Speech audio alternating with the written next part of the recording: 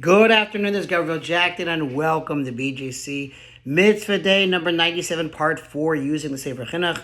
A Mitzvah Day keeps your soul on its way. The obligation to arrange the Lechem Hapanim and Levonah. Again, Levonah they describe as the frankincense.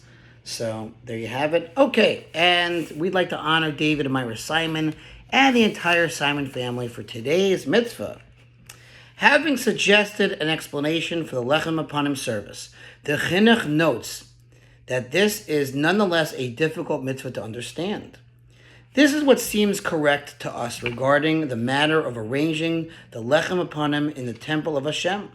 However, the Rambam of blessed memory, Maimonides, wrote these words in Moreh Nevuchim, quote, "But I do not know the reason for the table and for the requirement that there constantly be Lechem Hapanim upon it. And until this very day, I do not know what purpose I can ascribe to it." Sometimes the mitzvahs we just don't understand. God doesn't give us the reason. They're called chukim, statutes, and we just trust Hashem. Sometimes that's the way it is. You know, a parent tells a kid, go to sleep at a certain time. And the kid thinks, why? I'll stay up. He may not understand, but the Father understands. And if you love the Father and the Mother, you'll trust them. So too we trust Hashem, even when there's mitzvahs we don't understand.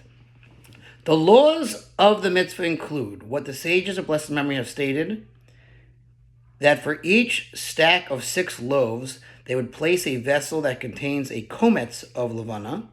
That's a certain measurement. He says here, a kometz is the quantity of particles that can be contained within the area formed by closing the tips of one's fingers against the palms of one's hand. The scooping of the kometz is part of the service of the menachos, the meal offerings. For further discussion, see mitzvah number 137 and mitzvah number 116. Okay, fine. So again, that was part of it. They would place a vessel that contains a kometz of levana, as it is stated. You shall put upon the stack, meaning to say upon each one of the stacks, pure levana. This vessel is called a bazach, a spoon. The sages of blessed memory stated further that the 2 stacks of loaves are essential to each other, and that the 2 spoons of frankincense are essential to each other as well. The Chinuch now presents the procedure for the placement and removal of the Lechem Hapanim.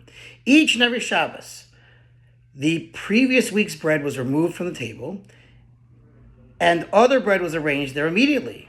This set of loaves that had just been removed is the one that the 2 shifts of Kohanim, i.e. the incoming one and the outgoing one, share with the Kohen Gadol, and they eat it.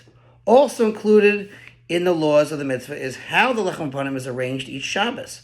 4 Kohanim enter the sanctuary with the Lechem Hapanim loaves and the spoons of the Levana, and 4 other precede them to take the previous week's loaves and Levana from upon the table.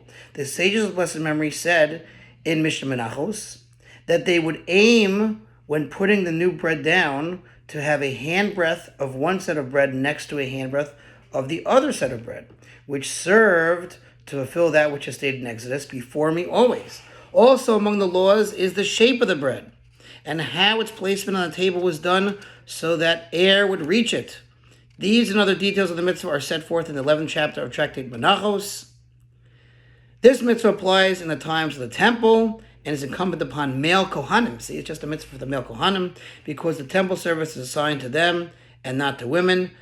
The 3 mitzvahs of this Parshas Truma, the obligation to build the Beis HaMikdash, the prohibition to remove the poles from the ark, and the obligation to arrange Lechem Hapanim and the Levana, do not apply nowadays. That was the end of this mitzvah. Thanks for listening to Sponsor Future Mitzvah. 36 100 the gold. See you tomorrow.